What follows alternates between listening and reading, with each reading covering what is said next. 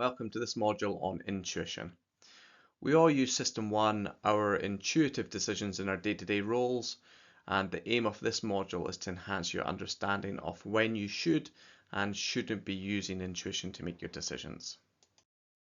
In a previous module, I introduced the dual processing theory of decision making. Often in sport, the conditions shift us to using System 1, our intuitive thinking, whether it's we're pressured for time or because our role requires us to make many decisions in a short period of time, or perhaps we're overloaded with information. But are there situations where we can trust our gut, or should we be more skeptical about what our intuition is telling us? Well, this paper by two of the most accomplished researchers in decision making does a fantastic job of pointing us in the correct direction when it comes to using our System 1. One of the authors, Daniel Kahneman, he was very skeptical about experts using intuition, and he designed lots of experiments showing how using System 1 leads to predictable decision-making errors. On the other hand, Gary Klein, he was much more optimistic about how experts use their intuition, and he studied experts in their natural environments and found intuition to be useful.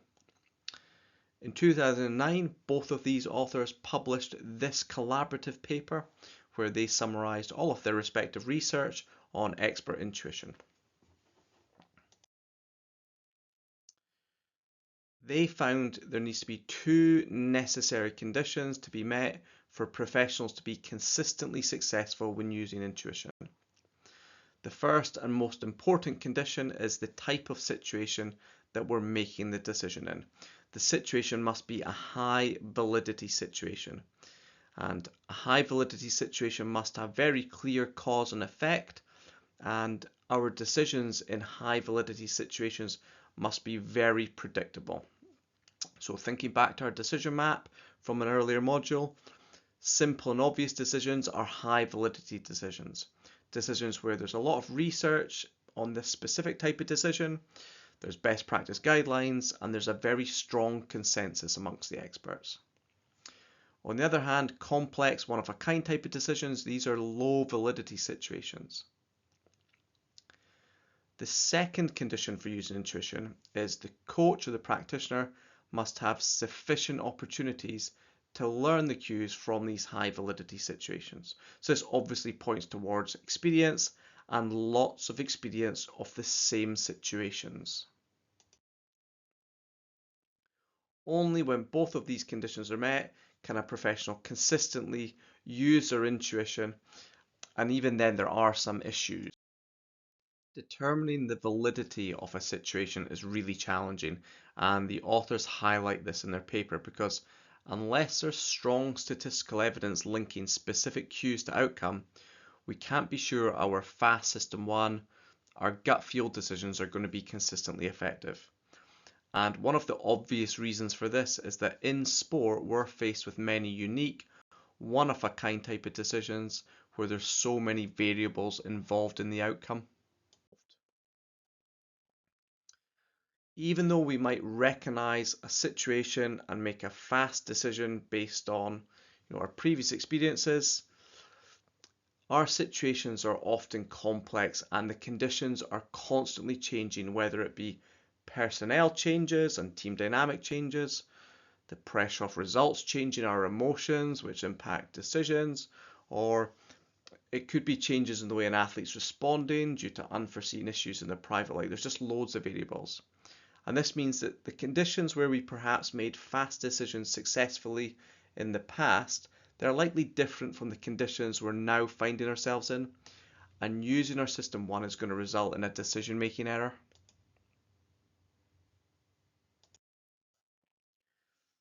So in situations where we absolutely need to use System 1, what do we do? Well, first of all, we need to do a decision map to see if we actually are under time pressure, or is there sufficient opportunity to undertake some more analysis. If you absolutely don't have enough time, do some debiasing. Identify these situations in advance. Identify the situational risk factors and the likely biases, and plan in advance what you will do to minimize these System 1 decision-making mistakes. Going back to Kahneman and Klein, they also identified some personal characteristics associated with good intuitive decision makers when these professionals were in high validity situations. For example, they identified two types of intuition: skilled intuition and heuristics based.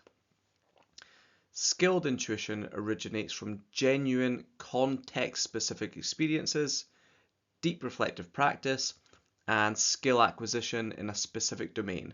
For example, firefighters who have decades of experiences, they can develop skilled intuition. On the other hand, in situations where we don't have any previous experiences, but we get a gut feeling about what the correct decision is to make, these are not based on a person's skill or expertise, and these can result in lots of errors. Another characteristic of skilled intuitive decision makers is their professionals and peers would name them as the go-to person.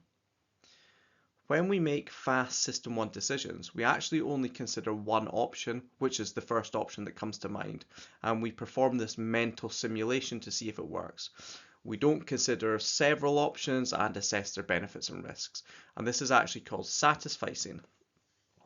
Now, less experienced professionals, they'll likely think of a lower quality solution for their decision, whereas more experienced professionals, they'll likely find a more suitable option for their first decision.